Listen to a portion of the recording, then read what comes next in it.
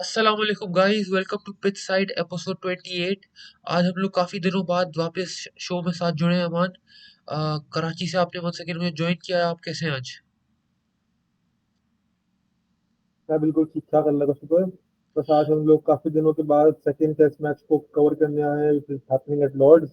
तो काफी कुछ रहा हमारे फर्स्ट डे पे, स्पेशली बिल्कुल, पाकिस्तान बिल्कुल की आज अमान। आज जी, कैसे एक डे आज रह के गया। मैच पे आने से पहले, क्योंकि हमने काफ़ी टाइम बाद शो किया है, तो जब हमारी टीम जो पहला टेस्ट थी वो हारी थी, तो अनफॉर्चुनेटली हम लोग अपने शो पे नहीं आ सके थे। तो थोड़ी सी उस पर भी बात करेंगे शुरू में कि आपके क्या थॉट्स थे। वो इतनी खतरनाक हार थी हमारी, इतनी कहते हैं ना खौफनाक, शर्मनाक, जितने भी आप वर्ड्स निकाल लें इस हार के लिए।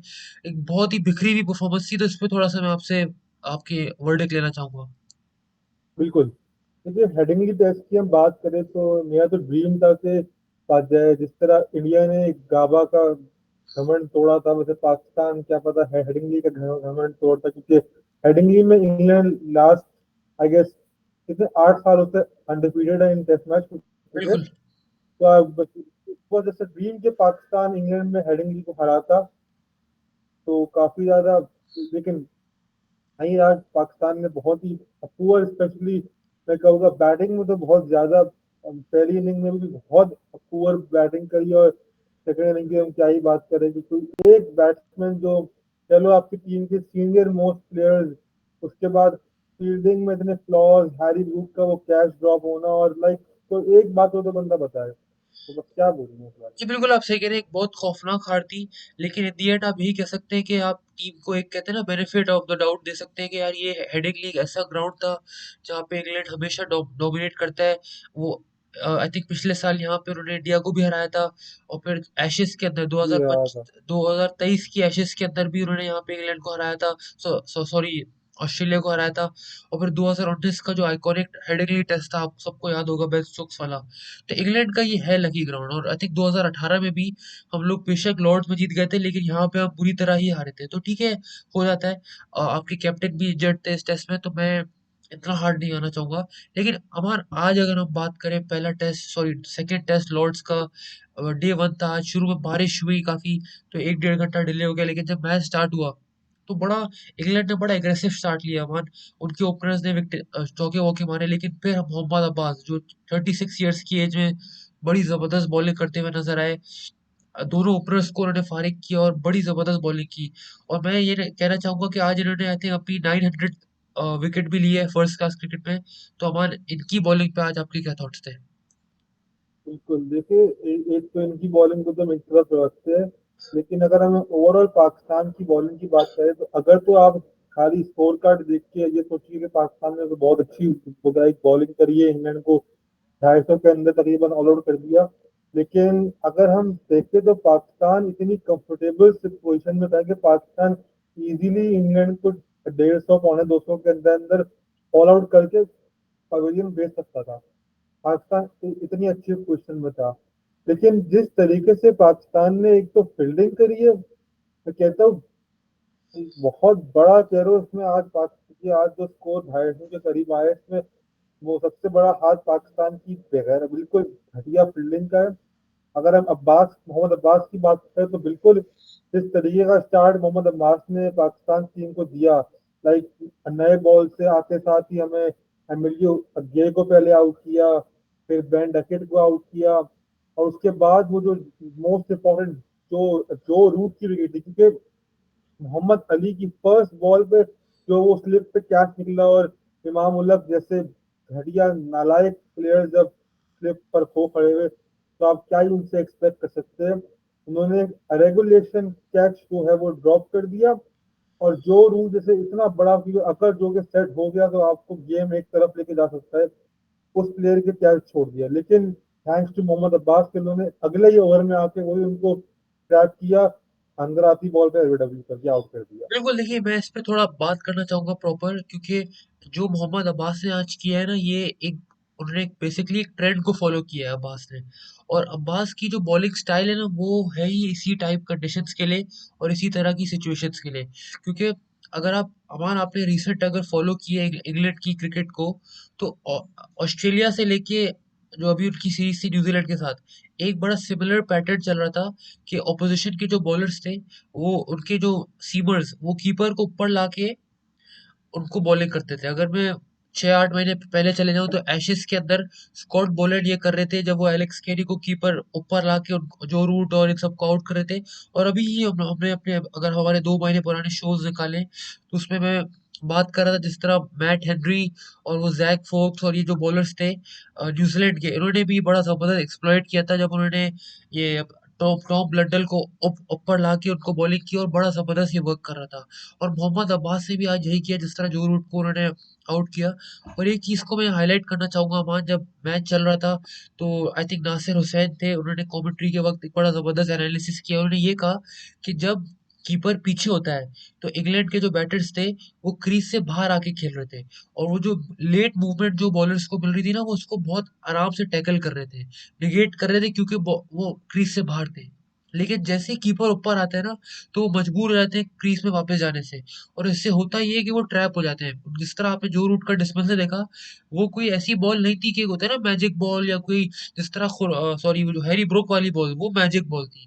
अब्बास ने जिस तरह जो रूट को सेट किया ना, वो सिर्फ उनको उनके पैड्स पे ट्रैप किया है कीपर की अपनी टैक्टिक यूज करके। तो इसमें क्रेडिट जाता है पाकिस्तान बॉलर्स को, उमर गुल को भी क्रेडिट जाता है, बॉलिंग कोच ने कहीं ना कहीं गाइड किया होगा।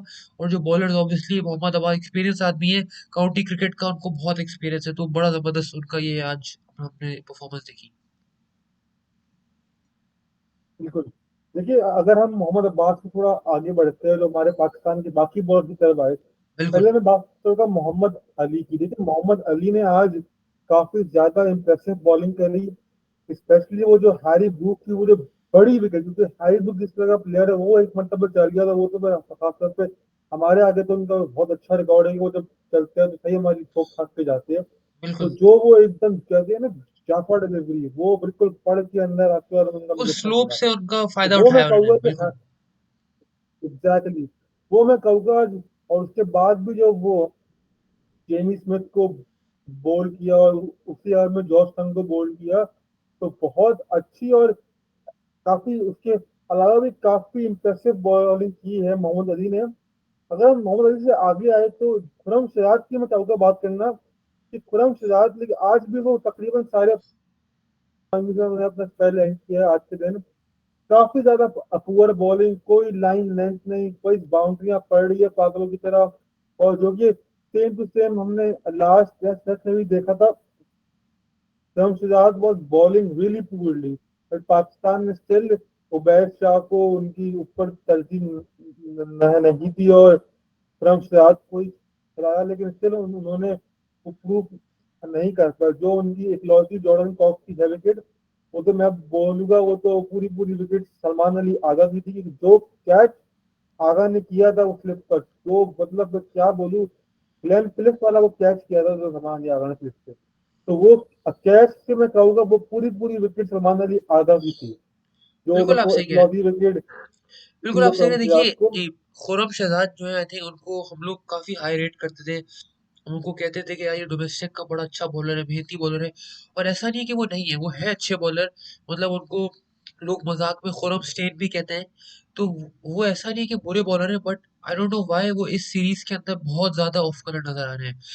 मे बी वो कि शायद वो फिट नहीं है पूरी तरीके से, कोई उनको निगल है, कोई मसला है, लेकिन वो जिस तरह उनकी बॉल में जिप मिलता है उनको, जिस तरह वो ऑफ द विकेट क्विक लगते हैं, वो उनका एक कहते हैं ना स्पार्क नजर नहीं आ रहा हमें इस सीरीज में। बहुत फ्लैट नजर आ रहे हैं। और आज तो उन्होंने बहुत ज्यादा नो बॉल्स भी किए हैं। तो ये चीज देखनी होगी उनको कि वो फॉर्म में नहीं है। बेहतर होता कि आप शायद उनको इस टेस्ट में रेस्ट देते और आप उबैद शाह पे जाते जो थोड़े यंगस्टर हैं, क्विक हैं, थोड़े एक्स्ट्रा उनको बाउंस मिलता है। तो बिल्कुल खुरम शहजाद इस बॉलिंग अटैक में काफी एक वीक लिंक नजर आ रहे हैं इस वक्त। जी। और एक और बात मैं कहना चाहूंगा कि जो पिच रिपोर्ट के अकॉर्डिंग भी, कि मार्क खुद ने जब मैच स्टार्ट होने से पहले पिच रिपोर्ट की थी, और जो बारिश भी जब बाद में आ गई थी थोड़ी बहुत, क्योंकि रात भर लॉर्ड में जो है वो बारिश होती रहेगी, जिसकी वजह से कंडीशन जो थी वो ऐसी थी कि जो भी पहले टॉस जीत के वो बॉलिंग ही करता, और बाबर का फैसला काफी अच्छा था। और ऑल्दो मार्क वुड ने पिच को रीड किया था कि पिच में हमें एक्स्ट्रा बाउंस देखने को मिलेगा, लेकिन तो क्या ऐसा नहीं हुआ। एट टाइम्स बॉल काफी ज्यादा लो रह रहा था। मैंने लाइव देखा था और मैंने ये एनालाइज भी किया था कि एट टाइम्स बॉल नीचे रह रहा है, जिसकी वजह से बैटर्स को खेलने में थोड़ी बहुत तकलीफ पेश आ रही थी। अगर हम ओवरऑल आज का दिन देखें तो मैं कहूँगा 70% डे जो है पाकिस्तान के हक में था और 30% इंग्लैंड के हक में था। ये पाकिस्तान के हक में और अच्छा जा सकता था अगर पाकिस्तान अपनी लूज फील्डिंग में ना करता। एक बात मैं बाबर आजम के लिए कहना चाहूंगा कि बाबर आजम ने आज एट टाइम काफी अच्छी कैप्टनसी करी है। बिल्कुल, जो बिल्कुल। कि अब इस मतलब नजर आ रहा है कि Babar is doing something better, जो पहले वो उनकी कप्तानी में नहीं दिखता था। लेकिन मैं बिल्कुल, आई एक थिंक। बात खाली बाबर जी, आजम की कैप्टनसी का इशू, एक सेकंड मुझे फील हुआ है कि जब आपको पता है कि स्लिप्स में आपका एक तो कंट्री का इशू है, हमारे मुल्क में कि स्लिप्स में हमारे फील्डर्स कैसे छोड़ते हैं। आपने उस स्लिप जैसे इतने मेन फील्ड में, वो भी जब बॉल स्विंग हो रहा और स्लिप निकल रही है, आपने one of the most like मैं कहूँगा, क्योंकि जो कि सारे मशहूर है कि वो स्लिप के इतने अच्छे फील्डर नहीं है। अब्दुल्ला शफीक, अजान ओवैस एंड इमाम उलग, अपने ये तीन प्लेयर्स लिस्ट में किए हुए खड़े, क्योंकि मेरे अकॉर्डिंगली बाबर चाहता तो खुद भी खड़ा हो सकता था, लेकिन इनसे बेटर ऑप्शन थे आपके पास लिस्ट में खड़े करने के लिए। बिल्कुल आप सही कह रहे हैं। आई थिंक ये मसला बिल्कुल है। आई थिंक बाबर आजम शायद खुद इसलिए नहीं खड़े हुए क्योंकि वो कैप्टन है, तो कहीं न कहीं उनको होता है ना कि बॉलर के साथ कम्युनिकेशन वगैरह होती है, लेकिन वो इतनी मैटर करती नहीं है आई थिंक आजकल क्रिकेट में। आप बिल्कुल सही कह रहे हैं, इमाम उल हक तो मशहूर है ज़माना, वो उनकी फ़िटनेस, उनकी फ़ील्डिंग हमेशा वीक रही है, तो उनसे इतनी एक्सपेक्ट नहीं कर सकते। अज़ान ओवैस पे इतना हम कह ही नहीं सकते क्योंकि वो यंगस्टर हैं। लेकिन बिल्कुल हमारी fielding up to the mark नहीं है और थोड़ा-सा इस पे हार्ड आना चाहिए, क्योंकि ये ऐसी चीज़ है जिसमें आप कहते हैं ना स्किल मैटर नहीं करता है। ये एक प्योर हार्ड वर्क, प्योर एक रूटीन वर्क होता है जिसमें आपकी फ़ील्डिंग इम्प्रूव होती है। स्किल का इससे कुछ लेना-देना नहीं है, अगर आप प्रैक्टिस लग के करते हैं तो आप इम्प्रूव हो जाते हैं। और अनफॉर्चुनेटली ये जो हमारी करंट टीम है इस वक़्त, ये फ़िटनेस वगैरह से कहते हैं ना प्रोफेशनलिज्म इनमें बहुत लैक करता है। और अभी आपने एक वो तस्वीर देखी होगी शायद इनकी, जो मैच से पहले बड़ी वायरल हो गई थी कि ये टीम हमारी खड़ी हुई है लॉर्ड्स के पवेलियन में और ऐसे हाथ ऊपर करके। तो ये चीज़ें भी काफ़ी इनकी वायरल बिल्कुल हो रही हैं बिल्कुल। कि ये एक ऐसी टीम है जो देखने में एक क्रिकेट टीम लग नहीं रही है, लग रहा है कोई स्कूल की ट्रिप पे जा रहे हैं, किसी ऑफिस की ट्रिप पे जा रहे हैं। तो इन पे ये वाले इल्ज़ाम भी चल रहे हैं इस वक़्त। तो मैं समझता हूँ कि पाकिस्तान टीम के पास एक अच्छा मौका है ये, कि वो जो जितनी भी क्रिटिसिज़्म जो इस वक़्त उनके खुद के लोग कर रहे हैं इस वक़्त, और जो इंग्लैंड में भी जो फॉर्मर क्रिकेटर्स हो गए, मीडिया हो गया, जो इस वक़्त वर्स्ट टीम एवर और ये इस तरह के जो इल्ज़ाम लग रहे हैं, ये बेस्ट मौका है कि पाकिस्तान इस 248 फॉर 9 को कन्वर्ट करे, जल्दी कल आउट करे और अच्छी strong performance they with the bat. कोशिश करे कि यार एटलीस्ट 150 रन की लीड लें। बिल्कुल, क्योंकि देखिए, एक टेस्ट मैच में स्पेशली जहाँ पे चांसेस जो है वो बहुत कम निकलते हैं, आपको चांसेस क्रिएट करने पड़ते हैं। 5-5 6-6 ओवर आपको एक बैट्समैन को सेटअप करके फिर आपका एक आधा को कैच निकलता है, और अगर आप वही कैच ड्रॉप कर दो तो आप सिंपली मैच को अपने हाथ से जाने की दावत दे रहे हो। वो तो फिर भी मैं कहता हूँ बहुत बहुत बड़ी बात है कि 4 कैचेस ड्रॉप होने के बावजूद भी हमने इंग्लैंड को 250 के करीब करीब रोक लिया, क्योंकि ये बहुत ज्यादा हो सकता था अगर अल्लाह ना करे ये हमारे कैचेस ड्रॉप हमें अकॉस्ट कर जाते। हैरी वो जो रूट का वो कैच ड्रॉप के बाद वो लंबा खेल जाते, या जो भी और आपने कैचेस ड्रॉप करे जेमी स्मिथ जरा और लंबा खेल जाते, तो ये 300 350 का स्कोर हमारे लिए बहुत बड़ा मसला होता है, क्योंकि आपको पता है हमारी बैटिंग का एक माइनर सा कोलैप्स आता है और सब एक साथ लेट जाते हैं। तो हमारी अब जब अब हमारे लिए नेक्स्ट स्टेप मूवमेंट पावर यही होना चाहिए कि आपको इस वक्त जो आपके अगेंस्ट जो पूरे मीडिया के अंदर, जब पाकिस्तानी मीडिया और ब्रिटिश मीडिया हो, सब यही कह रहे हैं कि बहुत पुअर साइड है, जैसे जैसे कि आपने कहा कि बहुत बेकार साइड है, पुअर साइड है, तो ये मौका है कि आप पूरी दुनिया को मुंह बंद कराओ। और ये मुंह बंद कैसे होगा? सिर्फ आपकी परफॉर्मेंस की बेस पे आपको चाहिए। कल आप आओ, आप इनको ऑल आउट कौन से 1 विकेट गिराओ, और जब बैटिंग करने आए तो उस एटीट्यूड से आए कि भाई आप डोमिनेट करने आए हैं। एक तो मसला भी तो ये है ना, हमारे ओपनर जितने क्लास की है, एक अजान अवैध साहब 21 साल के बच्चे, और दूसरे सर इमाम रेडमन उल्लाह, उनसे तो हम क्या ही तवक्को रखे। तो इतने क्लास का आपके दोनों ओपनिंग है, तो बस उस पर से थोड़ा सा हमें रहता है। हम एक्सपेक्ट करेंगे कि हम शान मसूद इस मरतबा हमें लॉर्ड्स में बड़े रन करते हुए दिखाई दे, बाबर आजम से काफी ज्यादा उम्मीदें है, अब्दुल्ला शफीक की फॉर्म से बहुत उम्मीदें है, तो पाकिस्तान के पास बैटिंग तो है अच्छी कि पाकिस्तान 300 साढ़े 300 प्लस कर सकता है यहाँ पे कल आकर। बिल्कुल आप सही कह रहे हैं। आई थिंक हमने आज काफी बात कर ली है जो मैच हुआ है। एक मैं अमान आपसे एक और सवाल करना चाहूंगा, क्योंकि सिलेक्शन पे, क्योंकि हम मैं ऑनेस्टली एक्सपेक्ट कर रहा था कि जो चेंजेस होंगे इस टेस्ट के अंदर वो होंगे टॉप ऑर्डर में। मतलब मोस्ट लाइकली हम अजान अवेज को ड्रॉप कर देंगे। कुछ लोग तो ये भी कह रहे थे सऊद शकील, लेकिन एंड में आगा सलमान सलमान अली आगा, जो आपके मतलब एक पिछले एक साल में अगर मैं देखूं तो सलमान अली आगा आपकी क्रिकेट टीम के फेस बने हुए थे। मतलब एक बड़ी रेयर चीज थी, क्योंकि काफी टाइम से हम देख रहे थे बाबर आजम सबसे मेन आदमी थे, शाहिद शाफिदी का वो दौर आया, रिजवान का था, लेकिन पिछले एक साल से सिर्फ सलमान अली आगा थे जिन्होंने आई थिंक आपके ऑलमोस्ट सारे मैचेस भी खेले थे। तो उनका ड्रॉप होना, तो जब मैंने दोपहर में आज लिस्ट देखी टीम की तो मैं समझा शायद सलमान अली आगा इंजर्ड है, कोई अनफिट फिटनेस का मसला है। लेकिन जब पता किया तो ये हुआ कि उनको ड्रॉप कर दिया गया है। तो इस पे आपके क्या थॉट्स हैं, क्योंकि सलमान आगा आपकी टीम के एक रेगुलर मेंबर रहे हैं और उनको इस वक्त ड्रॉप कर देना, क्या ये सही फैसला था या ये एक थोड़ा गलत फैसला हो गया है? देखिए, आगा को ड्रॉप करना काफी ना कंट्रोवर्शियल डिसीजन था। इसके दो स्कूल ऑफ थॉट्स थे। पहला स्कूल ऑफ थॉट ये था कि भाई आगा का पिछले तीन टेस्ट मैचेस से बहुत खराब स्कोर था कि उनसे 15-20 रन से ऊपर रन हो नहीं रहे। एक तो ये बात हो गई। दूसरी बात कि जिस फैशन में आगा सलमान आउट हो रहे थे, एक ही पैशन के वही एक पाव आगे आया बैट और पैड में ये गैप, और या तो पैड पे बॉल लग गई या तो स्टंप छोड़ गए। यही सिमिलर फैशन में कोई आगा सलमान को 6 मरतबा आउट हो गया। तो इसके मेरे ख्याल से एक ये मसला कि आगा अपने उस वीकनेस को ओवरकम नहीं कर पा रहे, और as being a so senior player वो अपनी वैल्यू ऐड नहीं कर पा रहे इतने बड़े टूर पे। तो ये ड्रॉप करना। लेकिन फिर दूसरी बात आती है कि अगर आपने इतने सीनियर प्लेयर को सिर्फ अपनी उनकी वीकनेस और फॉर्म की वजह से ड्रॉप किया, तो मोहम्मद रिजवान की ड्रॉप नहीं हुए कि बिल्कुल फॉर्म आप तो सही कह उनकी रहे हैं। भी हमें देखिए पता ये है कितनी बिल्कुल, क्योंकि मतलब। मुझे लगता है रिजवान की फॉर्म इस वक्त ज्यादा खराब है। जिस तरह वो खेल रहे हैं अजीब तरीके से, वो अपना उनका चल रहा है बल्ला। तो मैं पर्सनली, देखिए सलमान आगा ठीक है फॉर्म उनकी खराब थी, लेकिन वो एक ऐसा बंदा है जो मुश्किल वक्त में खड़ा हो सकता है, कुछ है उसमें एबिलिटी। और नंबर 7 पे वो खेलते हैं तो शायद उनको एक और मौका दिया जा सकता था। बट आई होप कि उनका ये टेस्ट क्रिकेट का ही एंड ना हो, क्योंकि वो मुझे लगता है कि शायद इस वक्त फॉर्म में नहीं है, लेकिन आगे आने वाले जो आपके मैचेस होंगे, जो टेस्ट सीरीज आपकी होगी स्पेशली एशिया में, तो मुझे लगता है सलमान आगा उसमें जरूर होने चाहिए, क्योंकि एशियन कंडीशंस के तो वो एक बड़े जबरदस्त प्लेयर है, जिस तरह वो स्पिन को खेलते हैं नहीं, लो लो स्लो पिचेस पे। जी, ये ड्रॉप तो खैर नहीं होते भाई। बहुत सीनियर आपके टीम के बहुत ज्यादा सीनियर बैट्समैन है।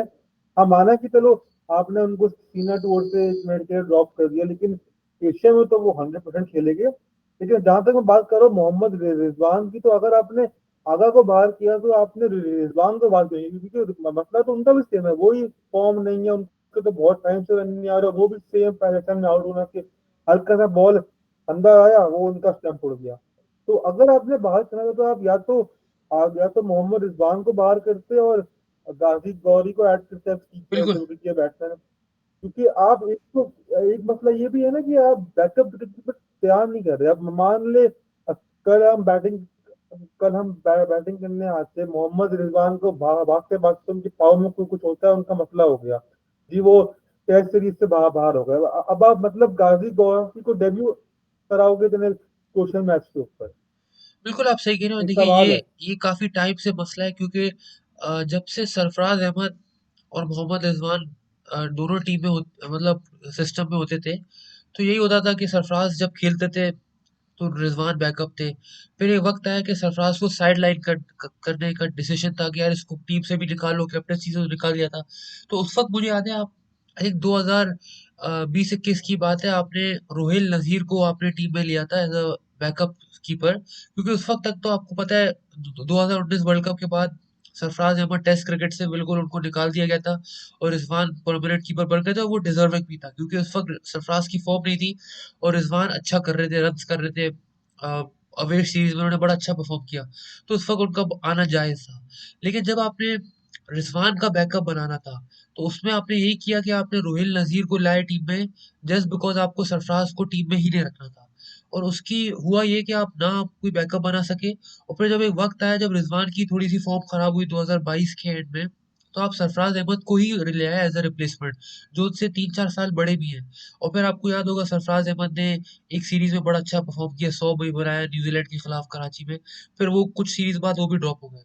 तो आपने मतलब कहते हैं ना, दो सीनियर प्लेयर्स के अंदर ही आपस में उनसे खिला खिला के उनको पिछले 10 सालों में वो कर दिया। सरफराज तो अब टीम के कोच हैं, और रिजवान अब 34 की एज में मतलब अपने करियर के एक लास्ट स्टेज पर है।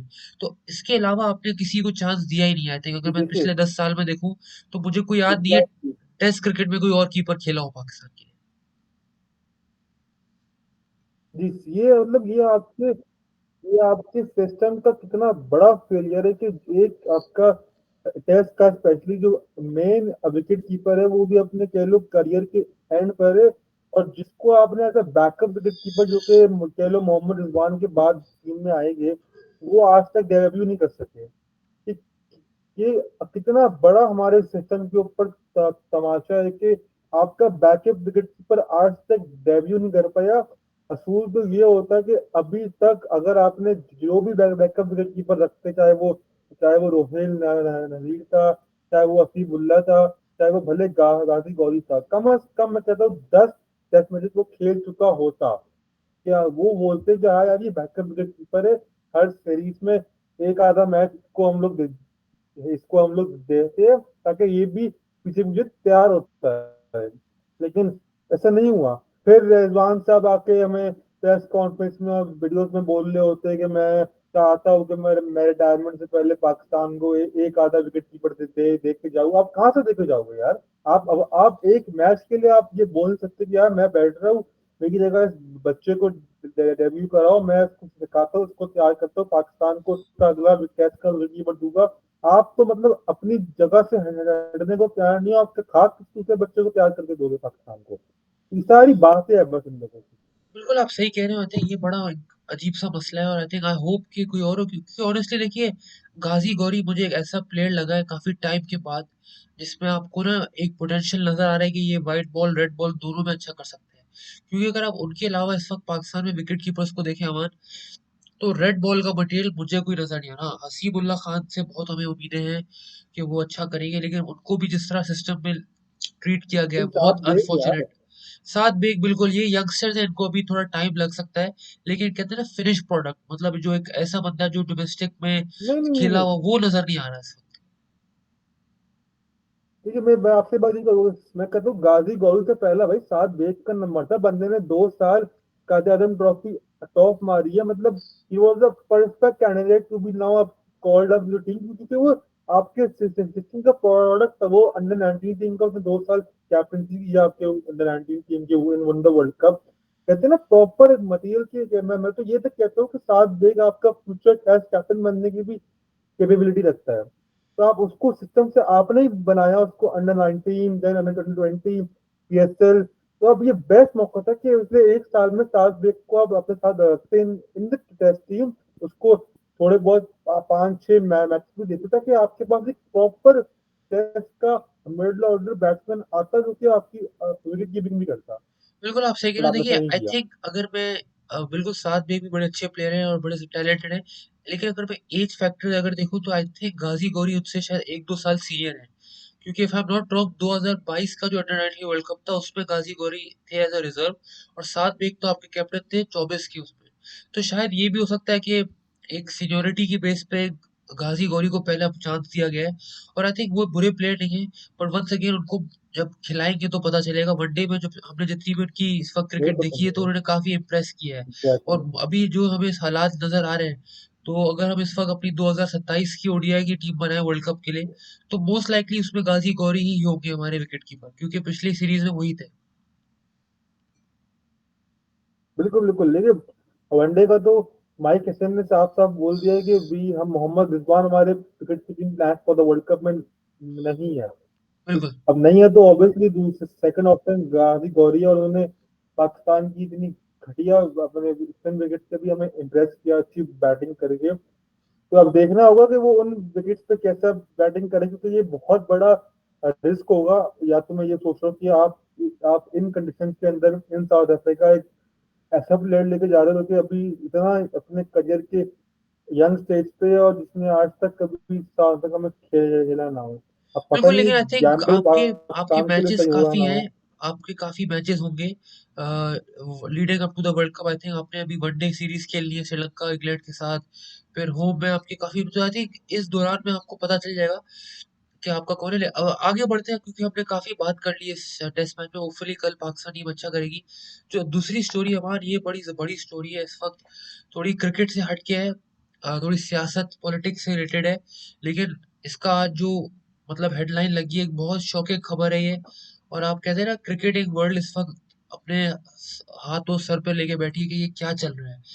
थोड़ा सा मैं ऑडियंस को इस पे बताऊंगा क्योंकि हुआ क्या है बेसिकली, कि आज जो पहला टेस्ट जब स्टार्ट हुआ मान, तो जब लंच ब्रेक था, जब 40 मिनट्स का जो लंच ब्रेक होता है, तो इस सीरीज का जो सबको पता है, जो ऑफिशियल ब्रॉडकास्टर है वो है स्काई स्पोर्ट्स, जो मतलब होम सारे इंग्लैंड के मैचेस दिखाती है।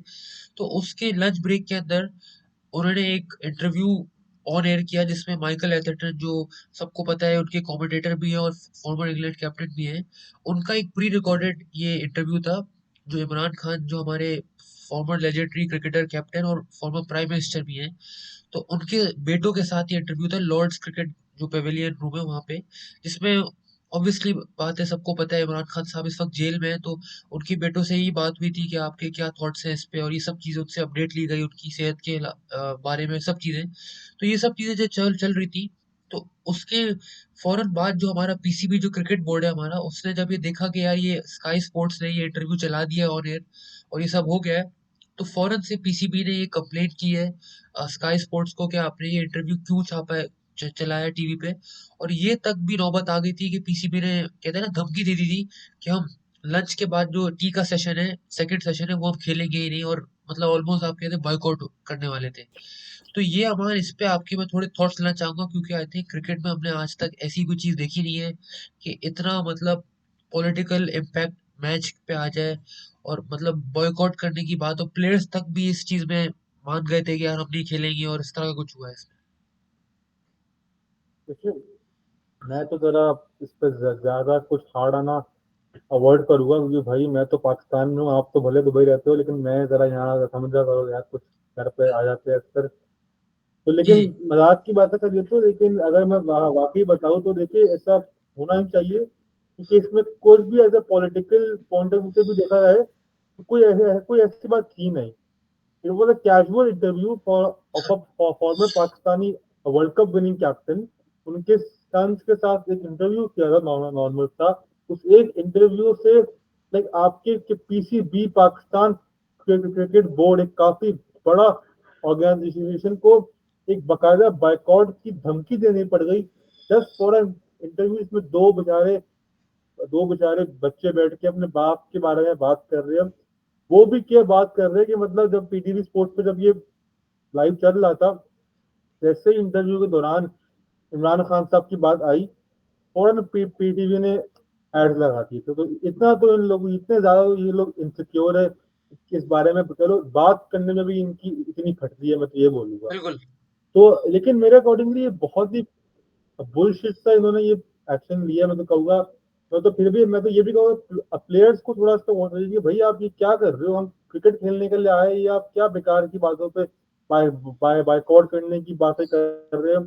अब मैं एक तरीके से कहते हैं, प्लेयर्स भी बेचारे है मजबूर, उनकी भी मजबूर, फैमिली सब बिल्कुल कुछ है, तो उनको भी जरा देखभाल की चीजें करनी पड़ती है। अब इसमें मैं चाहूंगा कि आईसीसी कुछ थोड़ा हार्ड एक्शन ले अगेंस्ट पीसीबी के लिए, कि आप पॉलिटिक्स इन्वॉल्वमेंट इन स्पोर्ट्स काफी ज्यादा आईसीसी के अकॉर्डिंगली काफी ज्यादा खराब मांगा जाता है। आप इंडिया को हम लोग बोलते हैं कि बीसीसीआई इंडियन गवर्नमेंट के ऑर्डर पे चलता है, उनकी वो करता है, उनकी वीडियो करता है। तो यहाँ पे आप क्या कर रहे हो? तो काफी ज्यादा इसमें बिल्कुल हिपोक्रेसी आ जाती है, मैं कहता हूँ। बिल्कुल। आप सही कह रहे हैं। देखिए मैं इस पे थोड़ा हार्ड आना चाहूंगा क्योंकि ये जो एक बहुत ही घटिया हरकत की है इस वक्त, मैं समझता हूँ पीसीबी ने। और जो आपको पता है पाकिस्तान की इस वक्त एक public image as a country भी इस वक्त काफी डाउन जा रही है। हर कोई आपके बारे में बुरी बातें ही कर रहा है इस वक्त। और देखिए ये जो चीज है ना, ये एक बहुत इमेच्योर चीज है, एक बहुत ही एक लो लेवल चीज है, क्योंकि आपको ये सोचना पड़ेगा कि आप इंग्लैंड में इस वक्त खेल रहे हैं, आप कोई पाकिस्तान में नहीं है, आपको इंडिया में नहीं है, ये इंग्लैंड आपको पता है एक लिबरल सोसाइटी है, यहाँ पे एक कहते हैं ना फ्री स्पीच है, एक ओपन डायलॉग चलता है। मतलब लोगों में आपस में जितने भी डिसएग्रीमेंट्स हो जाए, दुश्मनियां हो जाए, एक ओपन एक कहता है डायलॉग प्रमोट किया जाता है सोसाइटी में। तो यहाँ पे ऐसी हरकत बिल्कुल एक्सेप्टेबल नहीं है। और देखिए जो पाकिस्तान गवर्नमेंट है, जो जो भी लोग, क्योंकि आपको पता है मोहसिन नकवी कौन है, वो इंटीरियर मिनिस्टर भी हैं, तो वही मुझे लगता है मोस्ट लाइकली इस चीज के पीछे ही होंगे, उन्होंने ऑर्डर दिया होगा।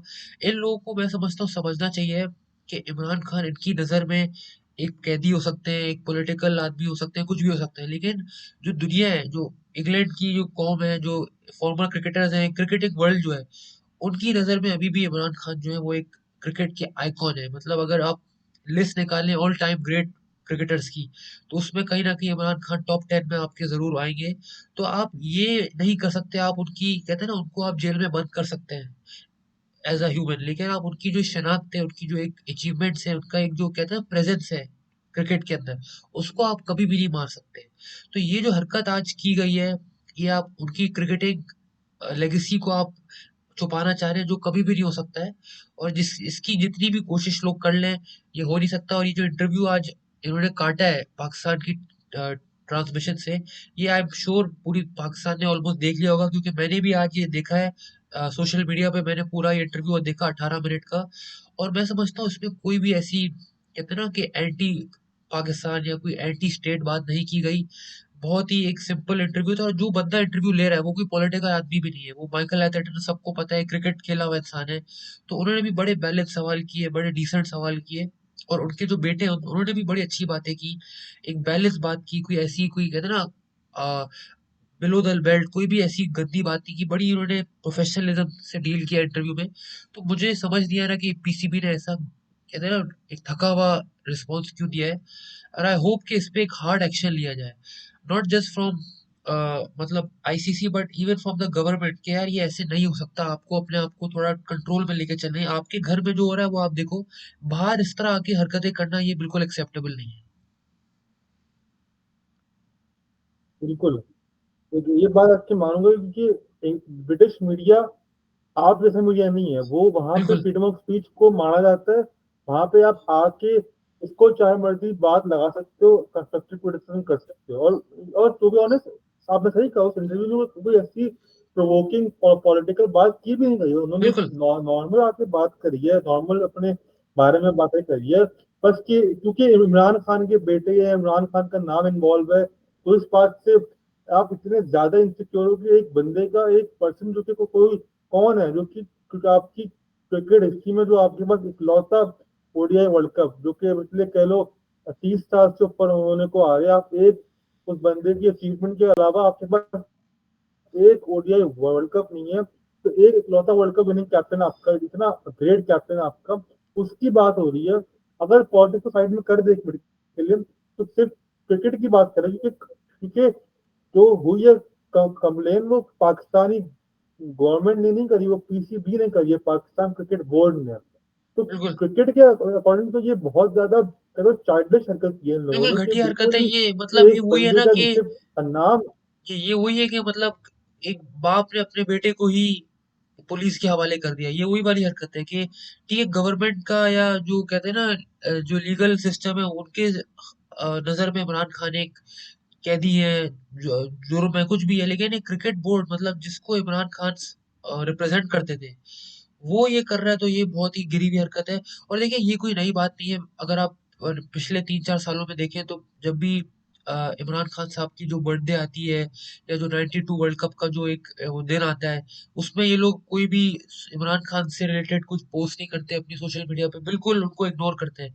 तो ये घटिया हरकतें हैं ये। और आई एम श्योर इसका कोई ना सपोर्ट नहीं करेगा, जो क्रिकेट का रियल फैन है वो इस चीज को कभी सपोर्ट नहीं करेगा। और आप देख सकते हैं कि इवन जो लेटर साइन किया गया है farmer cricketer, I think 23 former captain हैं जिन्होंने एक लेटर लिखा है हमारे प्राइम मिनिस्टर शहबाज शरीफ को, जिसमें आप देखिए इंडियन क्रिकेटर्स भी हैं, आई थिंक 3 इंडियन क्रिकेटर्स हैं, कपिल देव, सुनील गावस्कर और दिलीप वेंसारकर जो है, ये 3 उनके फॉर्मर प्लेयर्स हैं। आप ये कह सकते हैं कि इंडिया पाकिस्तान जो इस वक्त पिछले साल जंग लड़ी है, इतनी हेट्रेड है, इतनी नफरतें हैं दोनों मुल्क के बीच, उनके क्रिकेटर्स तक भी यहाँ पे आके सपोर्ट कर रहे हैं और एक जस्टिस की बात कर रहे हैं। मीनवाइल हमारे लोग चुपचाप बैठे हैं अपनी जानें बचा रहे हैं।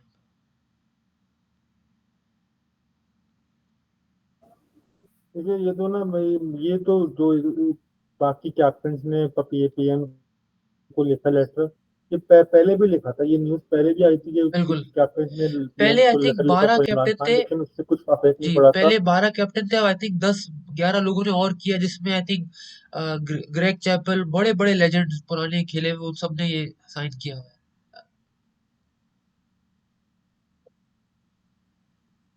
लेकिन मुझे नहीं लगता इससे कोई अफेक्ट पड़ेगा, क्योंकि आप भी जानते हैं, मैं भी जानता हूँ, स्टैब्लिशमेंट इस हद तक इनसे इनसिक्योर है, इस हद तक इनसिक्योर है कि आप खुद देखिए, सिर्फ एक इंसान का नाम आने से डायरेक्ट मैच बॉयकॉट करने की बात है। वो मैच इसके लिए आपने कोई 2 ढाई साल इंतजार किया, एक वो टूर जहाँ पे जाना आपका ड्रीम होता है, इतने बड़ी जगह पे आके आप सिर्फ बिकॉज ऑफ इंटरव्यू आप इतनी बायकॉट करने की बातें कर रहे हो, तो just imagine the level of security these people are carrying in themselves.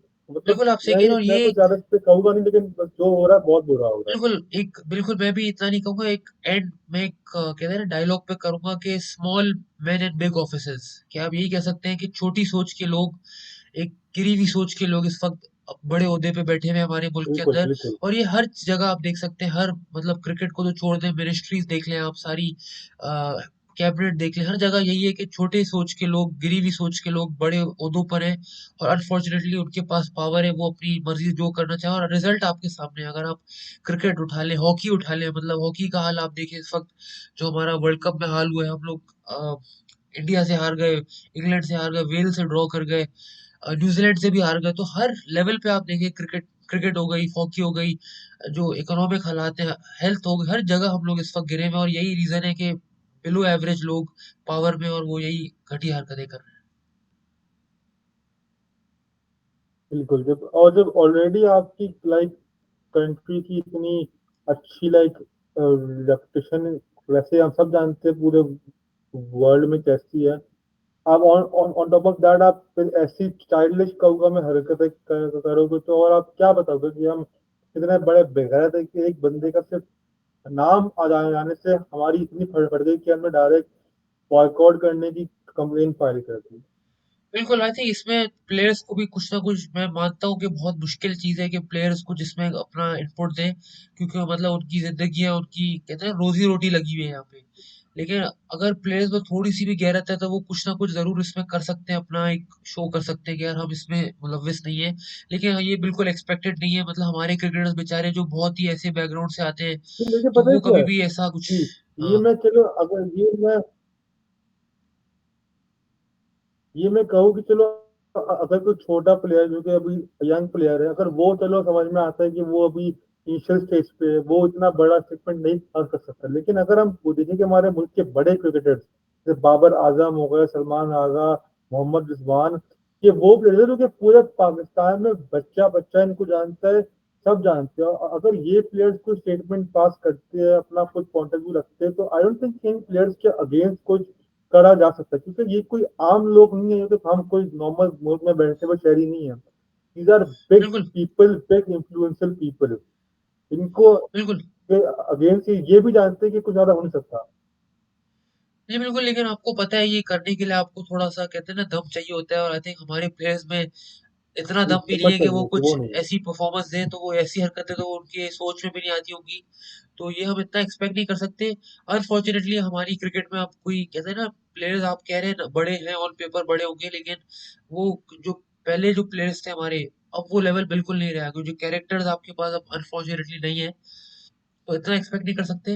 अच्छा, आज के शो को हम अपना रैप करेंगे, एंड की तरफ लाएंगे। आज हमने काफी डिटेल्ड शो किया है, काफी डिस्कशन किया हमने। हमारी यही होप्स होगी कि पाकिस्तान इस टेस्ट में अच्छा करे, और ये जो ऑफ द फील्ड एक्टिविटीज है उसको बिल्कुल साइड पे कर दें, क्योंकि ये इससे आपको कोई फायदा नहीं होने वाला है। इससे आप सिर्फ डाउन जाएंगे, आपकी परफॉर्मेंस नीचे होगी, और आप पे और ज्यादा हेट आएगी, और ज्यादा आप पे बुराई आएगी। तो आई होप पाकिस्तान टीम, जो प्लेयर्स है हमारे, वो इस चीज को इग्नोर करें, वो अपने परफॉर्मेंस पे फोकस करें, और अच्छा रिजल्ट ला के दें।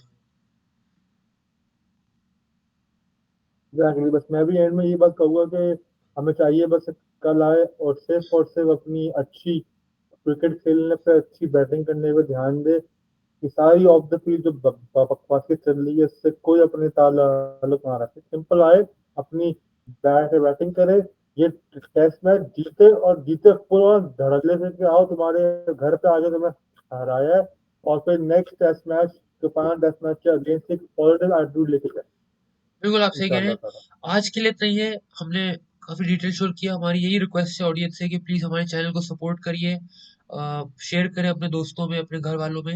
हम लोग इसी तरह आप लोगों के लिए आते रहेंगे एक अच्छे कंटेंट के साथ, दिल की बातों के साथ और एक अनबायस्ड और रैशनल